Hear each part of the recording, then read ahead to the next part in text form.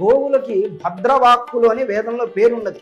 ఈ అంబారావాలు ఎక్కడెక్కడ వినబడుతూ ఉంటాయో అక్కడంతా మంగళం జరుగుతూ ఉంటున్నది. కనుక విశేషించి ప్రయత్నపూర్వకంగా గోవులు కనబడినప్పుడు సేవ చేయడం చాలా మంచిది. ఇంకను గోవుల కోసం పూర్వం పెద్ద పెద్ద చెరువులు తవ్వించేవాళ్ళు, వాటి కోసం గొప్ప భూములను దానం చేసేవాళ్ళు. ఈరోజు మనం అంతంత చేయలేకపోయినా కూడా కనీసం గోశాలలకి సహాయం చేయడం అనేది చాలా విశేషించి నేర్చుకోదగినటువంటి అంశం. గోసేవ పేరుతో కూడా మోసం జరుగుతోంది అని ఒక ఆయన చాలా బాధపడ్డాడు. ఆ మాట నేను అంగీకరిస్తాను.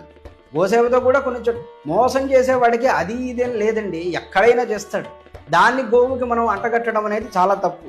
1-2 సార్లు తాను పరిశీలన చేసుకుని ఇది ఇవ్వదగిన ప్రదేశం అని అనుకున్నప్పుడు అలాంటి చోట ఏదైనా సేవ చేసుకుంటే మనకి చాలా మంచిది. ఇంకొక మాట, మనం మోసపోయినప్పటికీ కూడా భగవంతుడు మనల్ని మోసం చేయడు.